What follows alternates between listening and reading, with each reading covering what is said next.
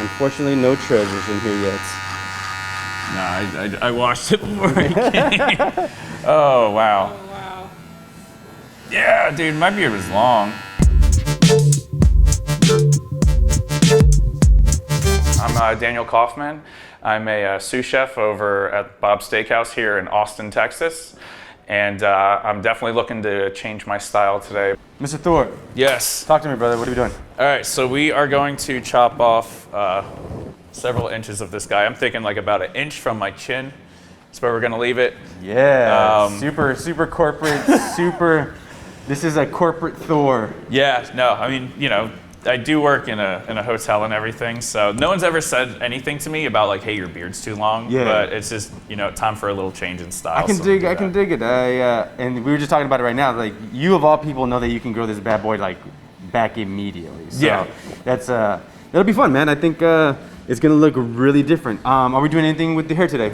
Yeah, just typical bald fade, like bald. So I think we do like I usually get like half, like towards the top, Okay. and then just a little trim. A little trim off the top. Yeah. Nothing really prompted the shaving it. It's just it's about that time. Yeah, you know, with COVID and everything, it was obviously very difficult to get a beard trim at all, basically until you guys opened up, because I didn't really trust anybody else to touch my beard. So, yeah, it's just it needs to be shaped up, needs to be trimmed up. I saw a lot of dudes on Instagram stuff, like, you know, looking pretty good with their shorter beards, and it's like, I want that life. You get more mature, you change up your style a little bit, and you want to present yourself a certain way, and, you know, I want to keep that up. So, well, that's you know, I talk to a lot of guys that are super committed to their beards. Is that it's hair. It's an accessory. It's something that you can play with and have fun with. And yeah, to see somebody with such a recognizable beard as yours, because I've been cutting your hair. You've been going to the shops that I've been at for a few years now. Mm-hmm. That yeah, this is pretty wild, man. But at the same time, like, I'm glad. Yeah, exactly. You know, it's. You got to switch it up every once in a while. For a beard of this size, and like when you're going through the process of kind of getting it set up, what does that look like? What is a? Well, I mean, it's definitely a little bit more extensive. I run a blow dryer. I run a blow dryer through it, like out of the shower. You know, after I wash and condition it. I don't do that daily. I only do it like 3 times a week. Just working in the kitchen. I'm not behind the line that much, but still gets a little nasty from just kitchen air and whatnot. Yeah. But yeah, take a blow dryer to it, just get out the dampness, and I'll use a straightening brush, and then beard oil, and usually finish it off with either styling balm or utility balm. So pretty classic stuff. Nothing. Yeah. You're not reinventing the wheel or doing anything. Oh no, not at all. Super. I don't like a super like edgy look with my beard. Like, I like a more natural look to it. So it's yeah, it's cool to get like a trim at the barbershop and it looks super fresh like that day. But after that, I kind of just like to let it do its thing, but just keep it nice and tame. Yeah. You know. So that makes a difference. Yeah. That's like, it should go with your overall like presentation. And yeah, like you said, because we, you know, like, you've been coming into our shops for a long time, and we will sharpen you up, and then after that, you're throwing it out, man. You know, I am getting older, and unfortunately my hair is thinning out. So with the shorter hair, it's less noticeable, and this way, if I need to, you know, use any sort of products to help with hair growth or making it look a little thicker, like it's more noticeable on the short hair. Nice.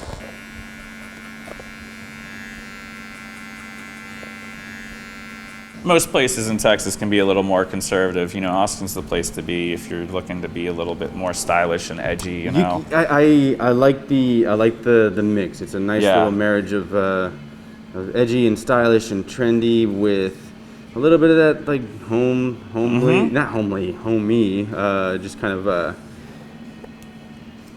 it's still got a small town, manly look. You know, yeah, it's like a balance of Texas country and guns and trucks with, like you said, a little freshness, edge. Most definitely.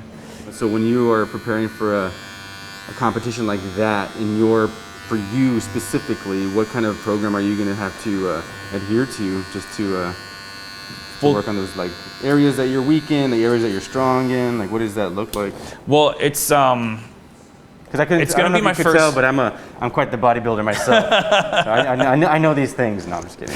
It's very fascinating though. What's yes, back. This is gonna be my first competition. Yeah. So, you know, I'm thinking about, you know, getting a coach just to help me dial in a couple things. You know, it's like Good for you, man. I'm a pretty knowledgeable dude, but there's obviously stuff I don't know. So,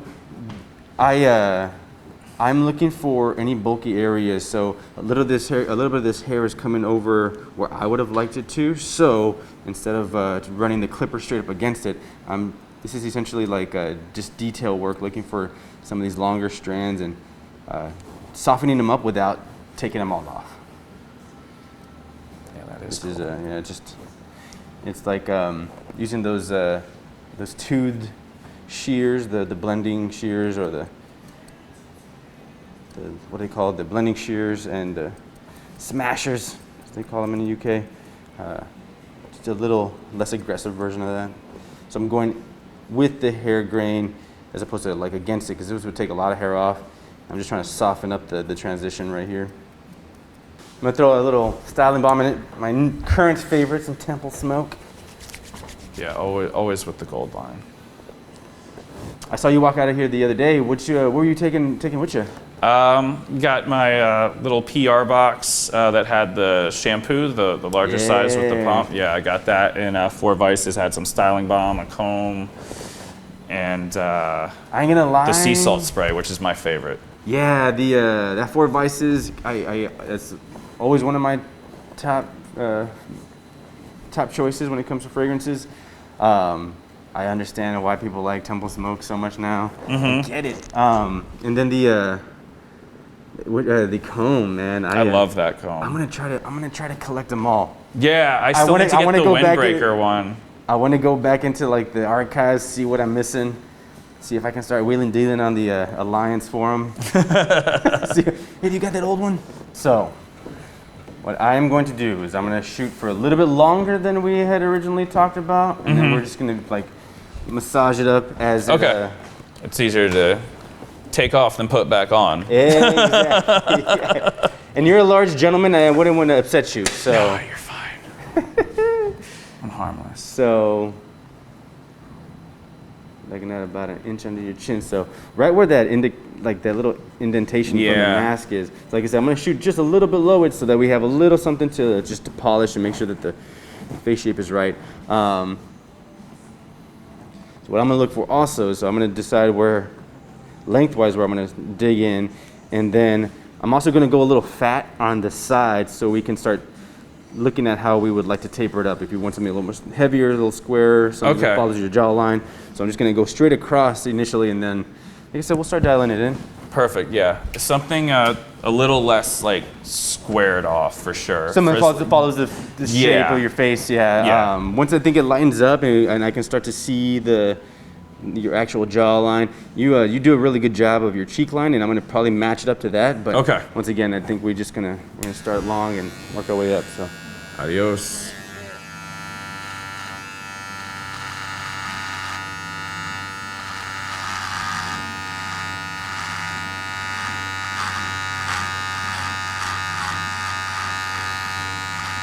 Unfortunately, no treasures in here yet. No, I washed it before I came. Oh, wow. Oh, wow. Yeah, dude, my beard was long.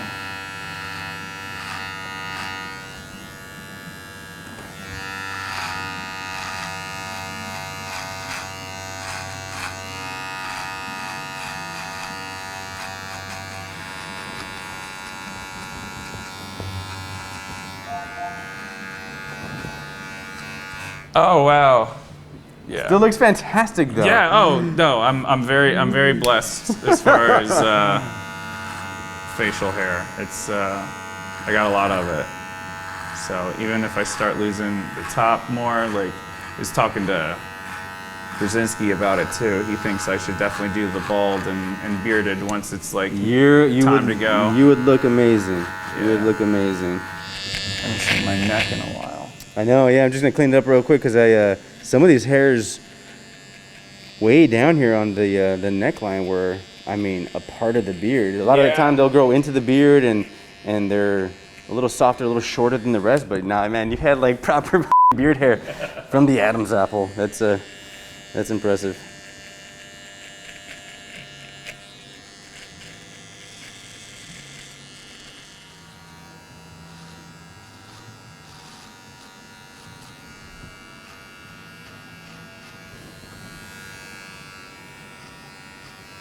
And the reason why I'm not asking you to lean your head back or anything is because I want to see what the shape of the beard's going to look like, the way your head is, the orientation of your head every day, as opposed to looking straight up, even though it makes my life a little easier.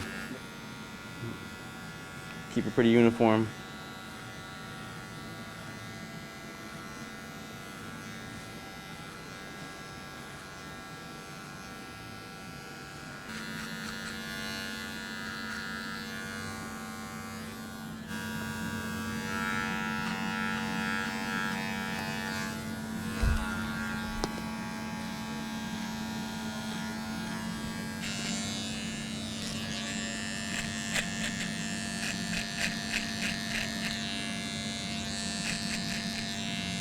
Yeah, when I'm deciding to trim a mustache, I'll decide on length, I'll decide on a little bit of the shape, but then I'll let the client's mouth and growth pattern really decide how aggressive and where to really start making any elevation changes and shape, just the way it's shaped. I'm pretty sure everyone's going to understand what I just said. Mm-hmm. I know exactly what you were saying. I don't know what you're talking about. Yeah.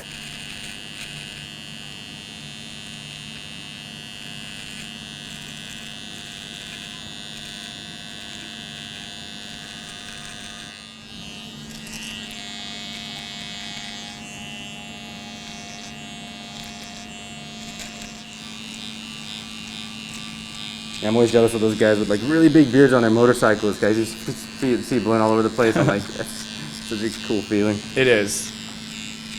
Because at one point I had a big beard and a motorcycle. Oh yeah? I'm not that cool anymore, so yeah. Everybody settles down.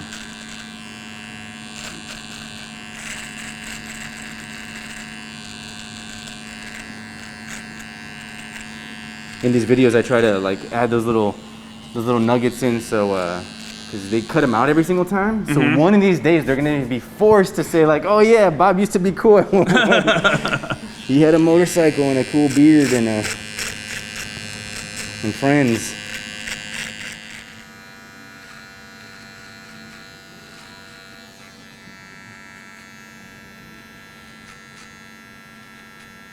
So I know I've heard Big Chris talk about this, and I know Carlos Costa talked about this, but yeah, we good spot to get this back line figured out is right at your Adam's apple, in and around, depending on the length and shape of things. But yeah, you can almost never go wrong if you just aim for that area. Anything lower and it looks a little full, anything higher and it's a bit exaggerated. So.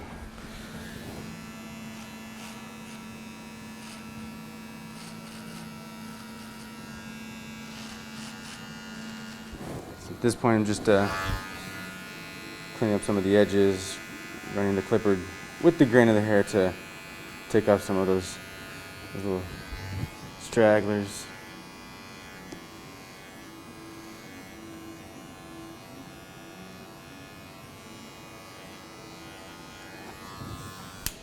Holy moly, man.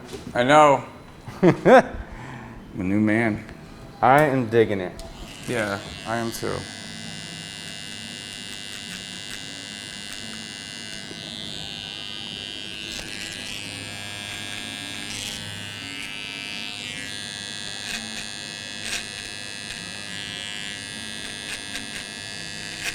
I'm happy. It's cool. I've been able to do pretty much all the things I wanted to do, and now I've just gotta knock out some new goals. So, amen. Now I get to do it with a nice fresh beard. Was this all from? Wow. That was the beard that hid under That was the neck beard. Oh, that'd be amazing if that was just chest hair. Oh, wow. It's funny. It's like, oh, let me tuck that back in.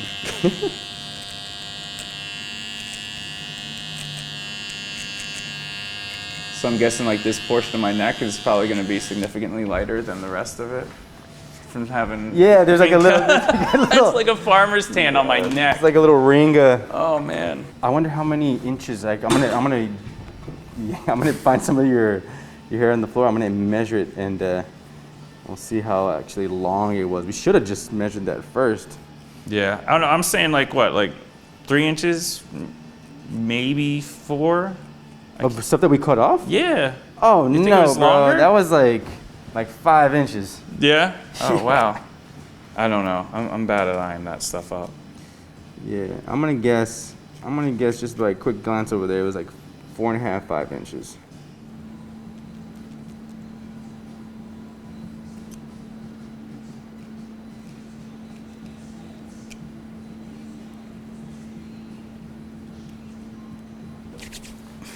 I love it. You really get in there, man, without even trying now. I know.